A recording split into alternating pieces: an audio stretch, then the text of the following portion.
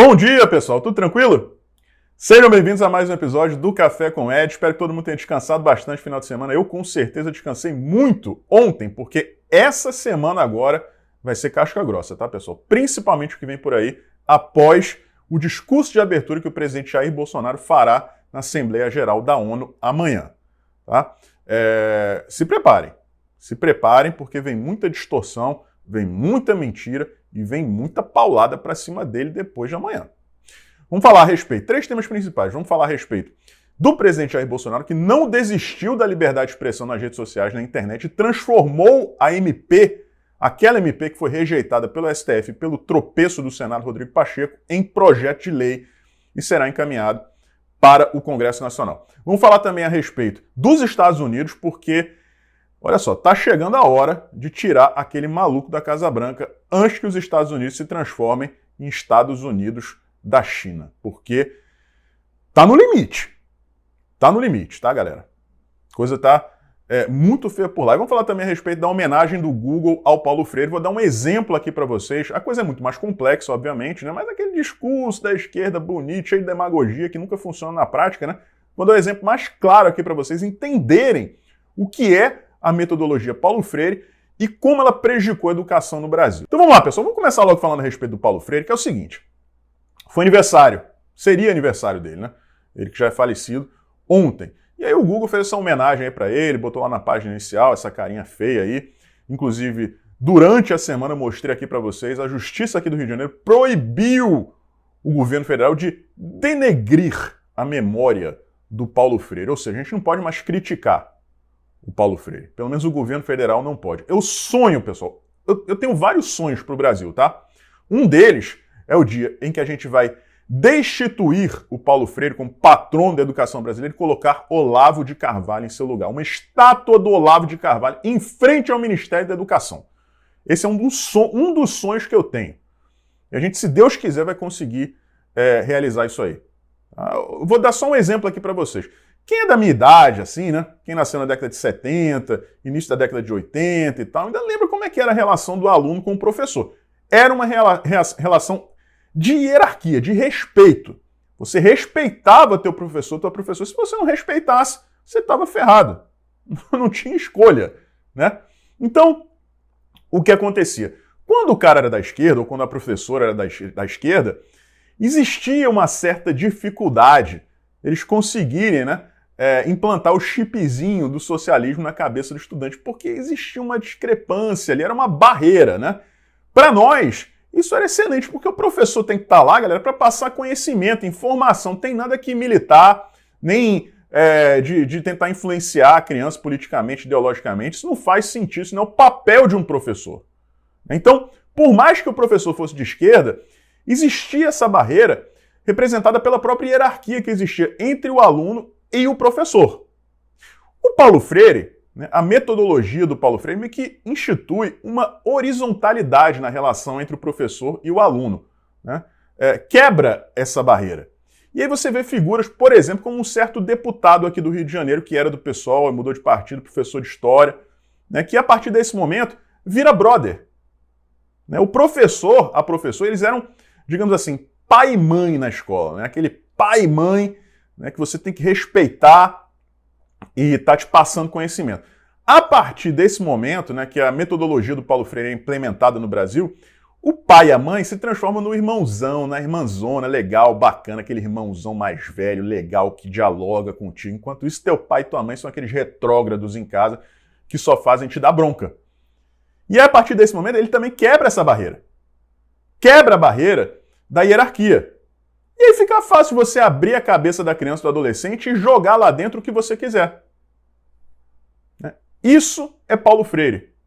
E é por isso que vocês veem, hoje mesmo recebi um vídeo de uma criancinha, né, de uma menina, quebrando a sala de aula inteira. Tinha 3 adultos, uma mulher do lado da janela, né, que ela batia, dava tapa na mulher, inclusive eu acho que era professora, ela dizia, eu não quero nunca mais ver você na minha frente, e mais 2 adultos que eu acredito sejam diretores da escola. Ninguém faz nada, a criança está lá quebrando tudo e ninguém encosta o dedo, ninguém dirige uma palavra a essa criança, provavelmente esperando os pais chegarem, né? Porque se você fizer qualquer coisa, você está ferrado.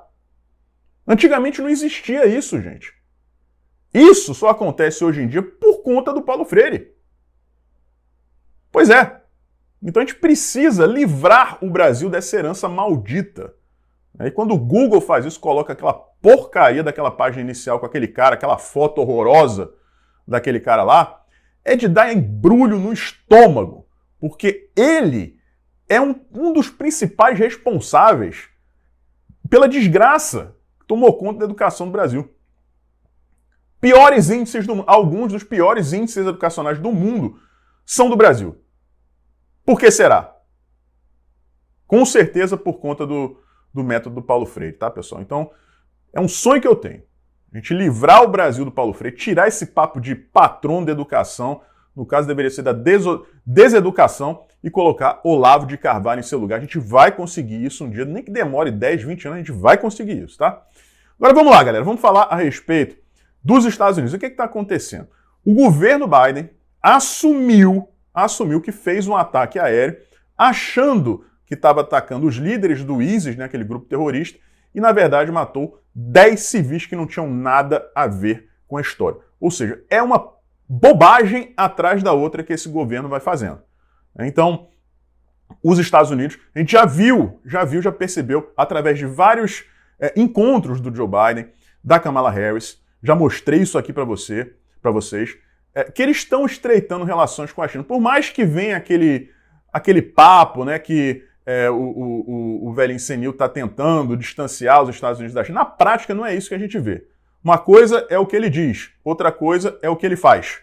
Então, os Estados Unidos estão indo ladeira abaixo, galera. Os índices de aprovação dele são baixíssimos. Não adianta botar, né? Eu não vou fazer aqui o que fazem com o Bolsonaro, né? De botar a culpa da inflação tudo no colo do Joe Biden. Porque a gente sabe que o grande culpado por tudo isso é justamente a China, né? E a pandemia. Agora, ele é partidário do fica em casa. Ele é um defensor do fica em casa. Ele é um defensor do isolamento social. Ele é um defensor dessa vacinação mandatória, que é muito polêmica nos Estados Unidos. Então, na conta dele cabe bastante dessa questão da inflação, tá? Cabe bastante. Na conta do Bolsonaro não cabe. Agora, na conta do Joe Biden, que comprou essa briga da China, né, com essas loucuras, todas essas insanidades todas, cabe muita coisa na conta dele. E aí fica aquela questão, né? Se ele sair, entra a Kamala Harris, que é pior ainda do que ele. Sexta-feira agora, a última notícia que a gente teve é de que o relatório da auditoria do Arizona será finalmente divulgado ao público, tá? E a expectativa é de que realmente seja um terremoto.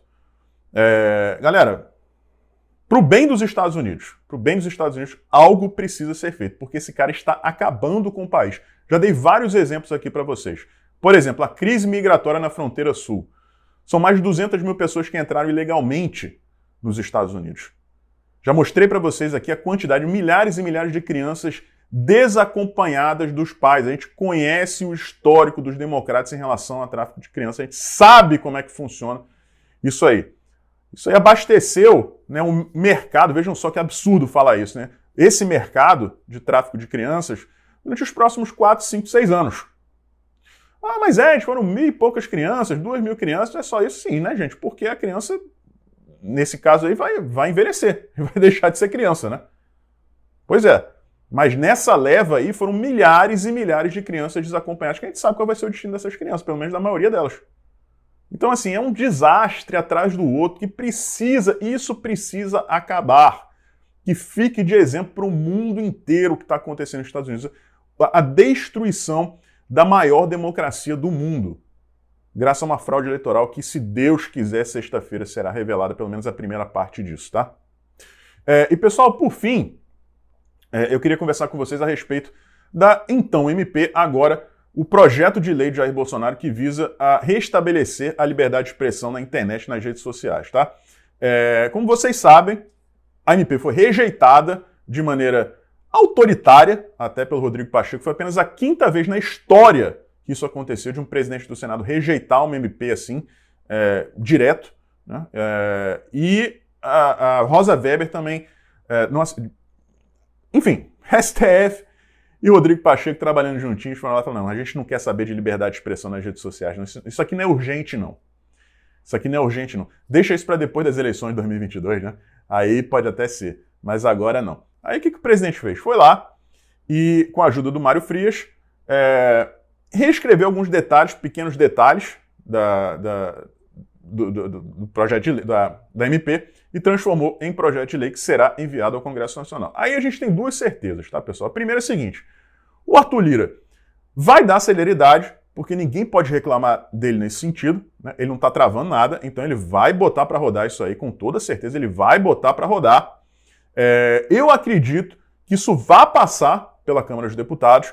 Agora, quando chegar no Senado, o papo é outro, né? A gente tem o Rodrigo Pacheco presidindo a casa e a gente tem uma maioria de senadores de rabo preso com o STF. Então, não sei, né? Não sei, prefiro não apostar minhas fichas em nenhum dos lados, tá, pessoal? Mas é uma tentativa, né? É uma tentativa de fazer alguma coisa. Talvez não dê certo agora, e talvez dê certo a partir de 2023 com um Congresso mais alinhado com o presidente da República, tá? Então, assim, é uma situação complicada. O presidente ganhou muito capital político após o 7 de setembro, né? Mas isso influencia muito mais a Câmara dos Deputados do que o Senado em si. Primeiro que eles têm mandatos de 8 anos, né? Nas últimas eleições foram 2 senadores por estado com mandatos de 8 anos.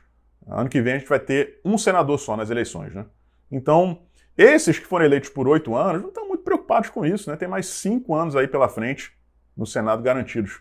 Eles não têm que se preocupar com as eleições do ano que vem. Então é mais complicado de uma manifestação daquela magnitude influenciar o resultado de uma votação dentro do Senado do que é na Câmara dos Deputados, que as eleições são a cada 4 anos. As pessoas querem ser reeleitas, né, ano que vem. Então, pessoal, vamos ver aí, vamos aguardar.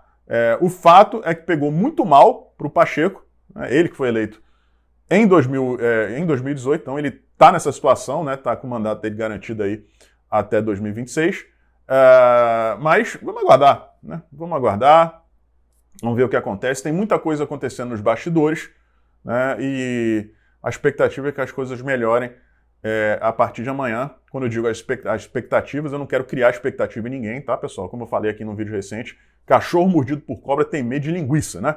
Então, vamos aguardar aí os próximos dias. O presidente tinha pedido alguns dias naquela live que ele fez da semana retrasada, e a gente está dando esses dias para ele, né? Até agora a gente não viu o resultado na prática, né? A gente não sentiu esse resultado. Existem algumas coisas que falam, não, aconteceu isso, aconteceu, mas na prática mesmo a gente não viu nada que a gente esperava. Mas isso não quer dizer que essas coisas não irão acontecer. Pode ser que aconteçam, né? E a gente volta para aquela história, tem que confiar no cara. Ele pediu para a gente confiar nele, a gente está confiando e vai dar o tempo necessário para que essas coisas aconteçam, que a gente veja esses resultados, tá? Mas aguardando ansiosamente pelo discurso dele amanhã, na abertura da Assembleia Geral da ONU, esperando que ele exponha para o mundo a verdade sobre o Brasil, tá bom? À tarde a gente volta com um novo vídeo e não se esqueçam, às 21 horas, live imperdível sobre o marco temporal com Eduardo Luiz e Alan Lopes. Preparem suas perguntas, todas as dúvidas que vocês tiverem a respeito do marco temporal, eu tenho várias e vou estar juntinho com vocês tirando essas dúvidas, tá bom? Um forte abraço e a gente se vê por aí.